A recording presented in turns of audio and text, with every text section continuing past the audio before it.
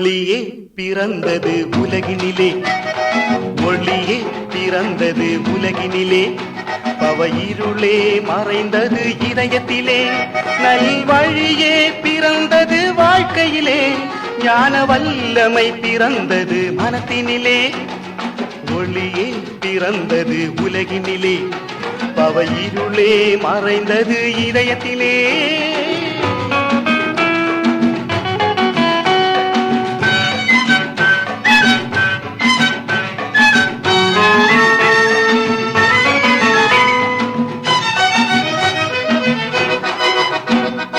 விண்ணின் பேரொளி பிறந்ததே, இந்த மண்ணில் மீட்பொளி மலர்ந்ததே.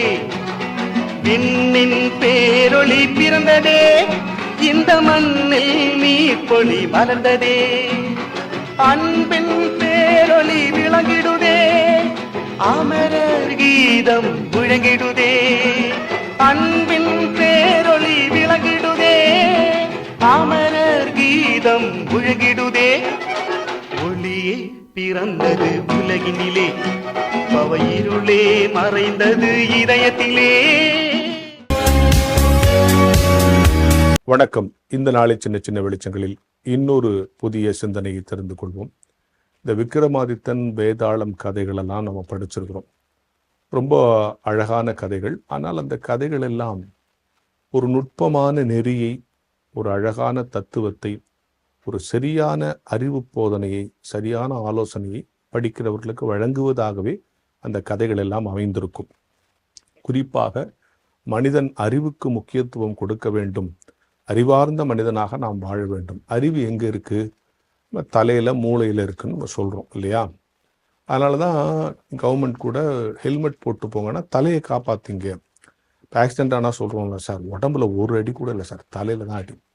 இந்த தலைங்கிறது ரொம்ப முக்கியமான விஷயம். ஏன்னா அதுக்குள்ளதான் மனிதனுடைய முக்கியமான இடம். கண்ணு, மூக்கு, காது, வாய், மூளை எல்லாம் மெயின் விஷயம்லாம் அங்கதான் இருக்கு. அப்போ மூளையை காப்பாத்துங்க. ஒரு அருமையான கதை இந்த விக்ரமாதித்தன் வேதாளம் கதை. ஒருத்தன் ஒரு பெண்ணை ரொம்ப விரும்பி காதலிக்கிறான். உடனே கடவுள்கிட்ட போய் அந்த பெண்ணை நான் எப்படியாவது கல்யாணம் பண்ணணும், அப்படி அந்த பெண்ணோட எனக்கு கல்யாணம் ஆயிடுச்சுன்னா, அவன் சொல்றான் பாருங்க, ஒரு பொருத்தனை சார், என்ன தெரியுமா, என் தலையை வெட்டி உனக்கு கொடுத்துட்றேன்ட்டான். கடவுளும் ஓகே பண்ணிட்டு அவனுக்கு கல்யாணம் நடக்குது. கல்யாண ஏற்பாடு நடக்குது. கொஞ்ச நேரத்துல தாலி கட்ட போறாங்க. தாலியும் கட்டியாச்சு. கட்டின உடனே உனக்கு பொருத்தனை ஞாபகம் வந்துச்சு. உடனே மனைவியினுடைய சகோதரனை கூப்பிட்டுன்னு அப்படியே போறான். அந்த இவன் பொருத்தனை பண்ண கோயிலை தாண்டும் போது அந்த கடவுள் ஞாபகப்படுத்தான், பொருத்தனை பண்ணி என்ன ஆச்சுன்ட்டு. உடனே என்ன பண்ணா, வந்தான், அந்த கோயிலில் இருக்க ஒரு கத்தி எடுத்து தலையை துண்டாட்டி தலை விழுந்துருச்சு. பொருத்தனை நிறைவேற்றிட்டான்.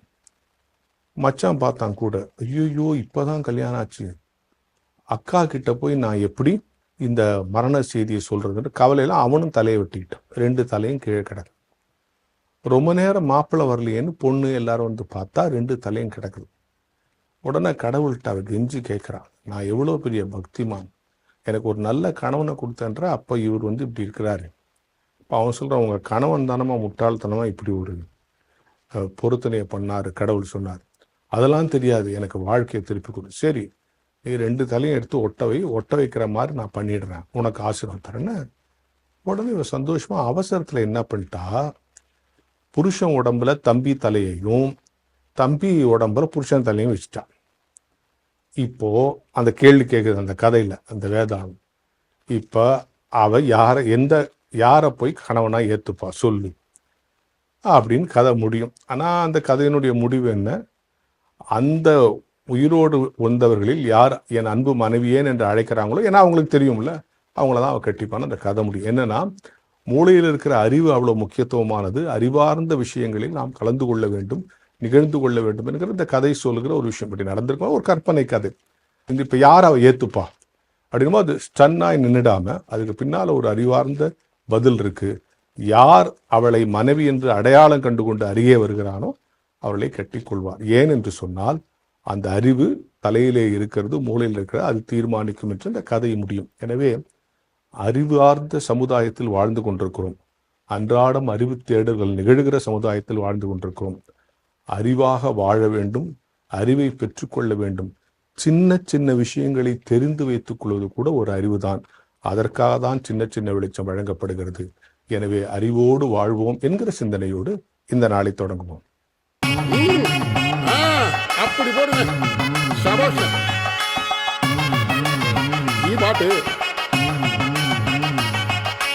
கும்பிடுகிறேன், நான் கும்பிடுகிறேன், எங்கள் குருவேசுநாதர் பதம் கும்பிடுகிறேன்.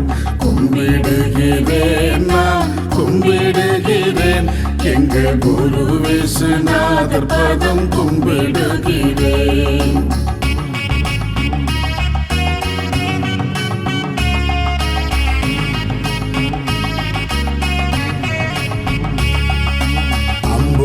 படைத்தவனை கும்பிடுகிறேன், என்னை ஆண்டவனை மீண்டவனை கும்பிடுகிறேன். நம்பும்படியார் கருளை கும்பிடுகிறேன், பவநாசனை கிருபாசனை கும்பிடுகிறேன். நம்பும்படியார் கருளை கும்பிடுகிறேன், பவநாசனை கிருபாசனை கும்பிடுகிறேன். கும்பிடுகிறேன், நான் கும்பிடுகிறேன், எங்கள் குருவேசுநாதர் பதம் கும்பிடுகிறேன்.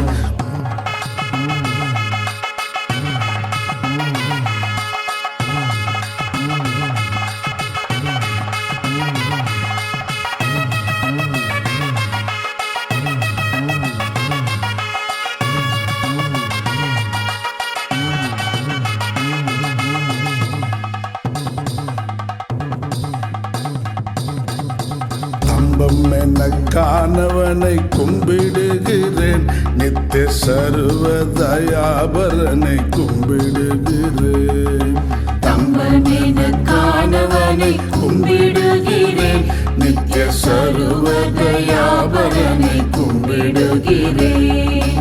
உம்பர் தொழும் வஸ்துவையை கும்பிடுகிறேன், தோணித்தோ சன்னாவோ சன்னாவென்று கும்பிடுகிறேன்.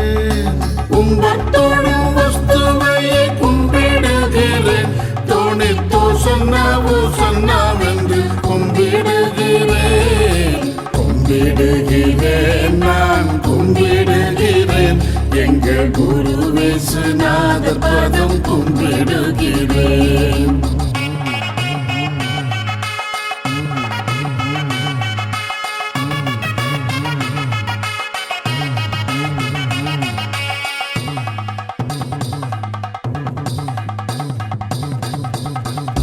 சர்வேசுரனை கும்பிடுகிறேன், ஒன்றும் ஒப்பதில்லாமை பொருளை கும்பிடுகிறேன். ஒரு சர்வேசுரனை கும்பிடுகிறேன், ஒன்றும் ஒப்பதில்லாமை பொருளை கும்பிடுகிறேன். திருவுருவானவனை கும்பிடுகிறேன், தவிது சிம்மாசனாதீபனை கும்பிடுகிறேன். திருவுருவானவனை கும்பிடுகிறேன், தவிது சிம்மாசனாதீபனை கும்பிடுகிறேன். கும்பிடுகிறேன், நான் கும்பிடுகிறேன், எங்கள் குருவேசுநாதர் பாதம் கும்பிடுகிறேன்.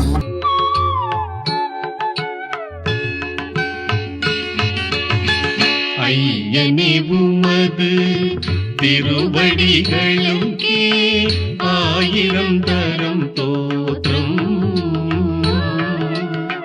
மெய்யனே உமது தயைகளை அடியேன் விவரிக்க எம்மாத்திரம்.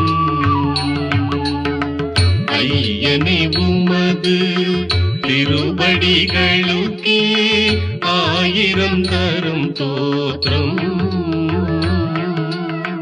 மெய்யனே உமது தயைகளை அடியேன் விவரிக்க எம்மாத்திரம்.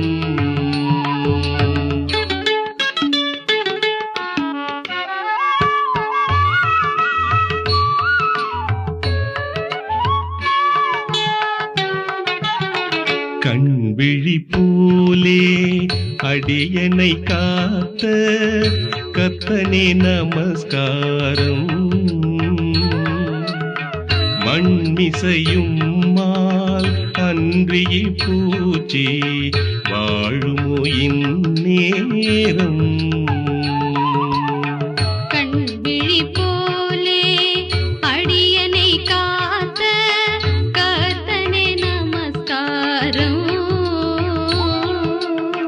மண்மிசைவும் மால் அன்றே பூச்சி வாழ்வுமோ இந்நேரம்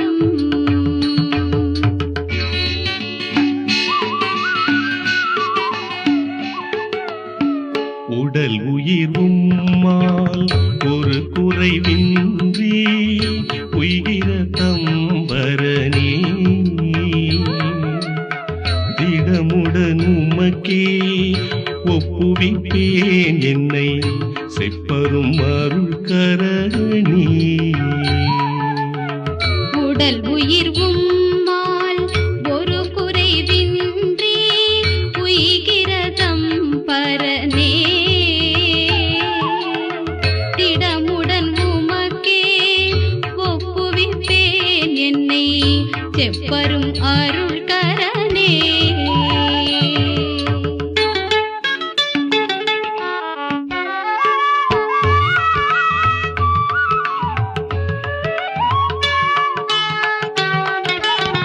சென்றதாம் இரவில் தேவரீர் என்னை சேர்த்தரவணை தீரே அந்தடைவாயி பகலிலும் கிருபை ஆகாதரிப்பீரே சென்றதாம் இரவில் தேவரீர் என்னை சேர்த்தரவணை தீரே அந்தடைவாகி பகலிலும் கிருபை ஆகவதரிப்பீரே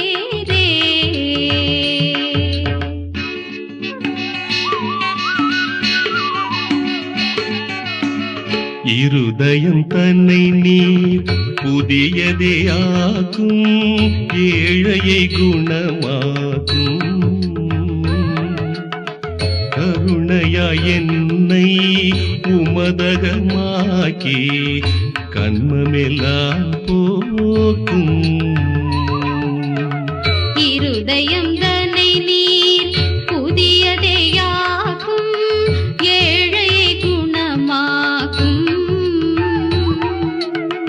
கருணையாய் என்னை உமதகமாக்கி கண்மமெல்லாம் போக்கும்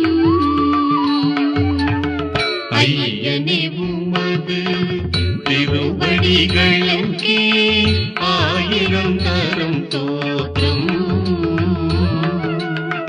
மெய்யனே உமது தயைகளை அடியே விவரிக்க எம்மாத்திரம் ஐயனே உமது திருவடிகளுக்கே ஆயிரம் தரம் தோற்றம் மெய்யனே உமது தயைகளை அடியே விவரிக்க எம்மாத்திரம் வான்மலரின் புதிய முகவரி கிறிஸ்டியன் மீடியா சென்டர் 105 பாந்தியன் சாலை 2வது தளம் மியூசியம் எதிரில் எக்மோர் சென்னை 6,08,000